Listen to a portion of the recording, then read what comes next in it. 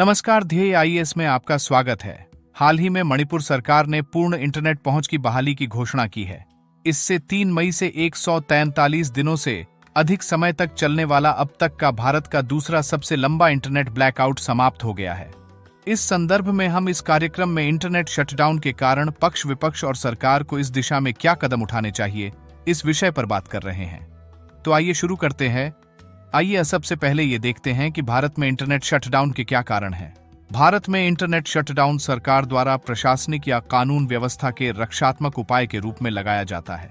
लगभग 40 से 50% internet shutdown का कारण सांप्रदायिक तनाव है। इसके अलावा यह हिंसा, गलत सूचना और अफवाहों के प्रसार को रोकने के लिए लगाया जाता है, जिससे कानून और शासन व्यवस्था बनी रह सके। आइए अब हम इंटरनेट शटडाउन से संबंधित प्रावधानों पर बात करें।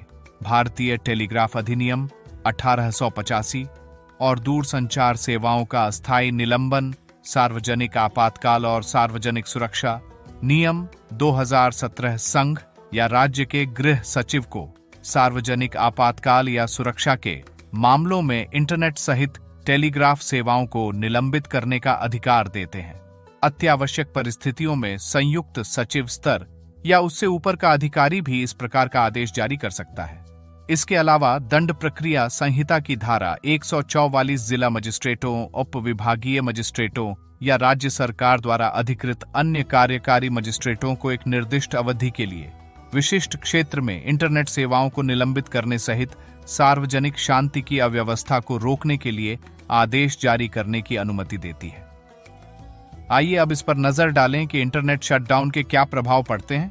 इंटरनेट शटडाउन मौलिक अधिकारों का उल्लंघन करता है, जिससे भाषण और अभिव्यक्ति की स्वतंत्रता अनुच्छेद 19(1)(a) और कार्य करने की स्वतंत्रता अनुच्छेद 19(1)(g) प्रभावित होती है।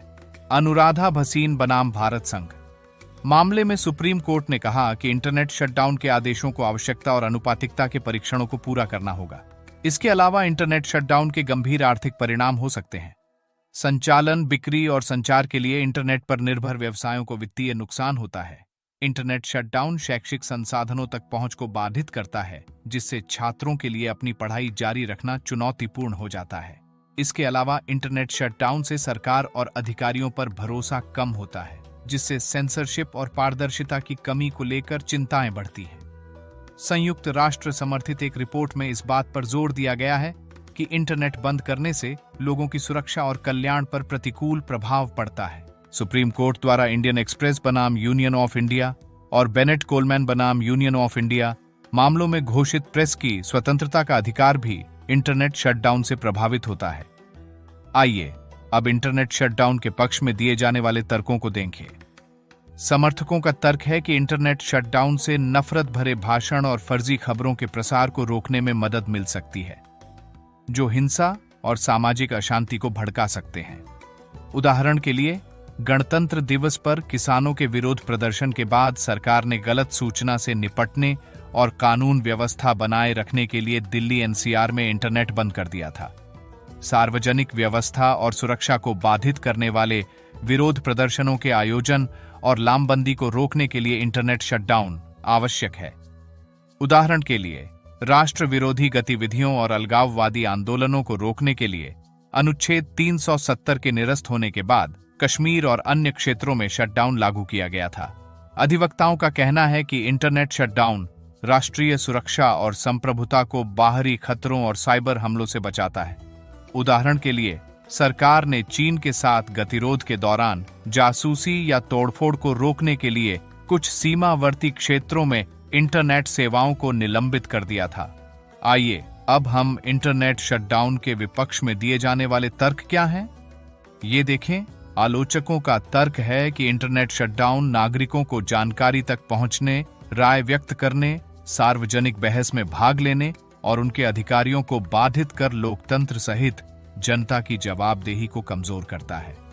शटडाउन सत्तावादी सरकारों को आलोचकों को शांत कराने में सक्षम बना सकता है, जिससे अधिनायकवाद को बढ़ावा मिलता है।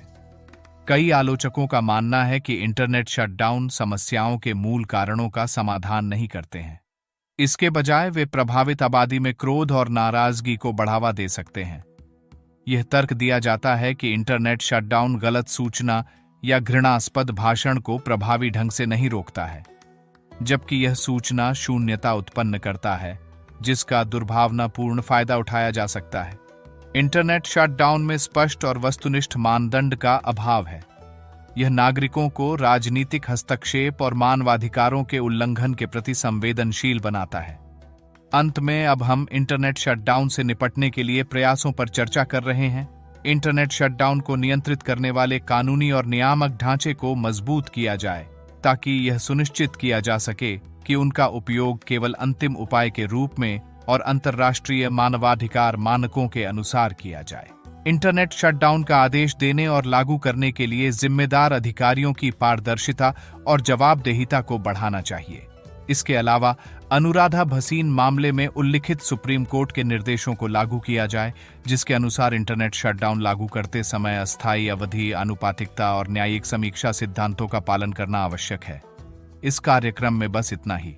अगर आपको यह कार्यक्रम पसंद आया हो तो लाइक और शेयर करना न भूलें। साथ ही कोई सुझाव हो तो कमेंट में हमें जरूर बताएं।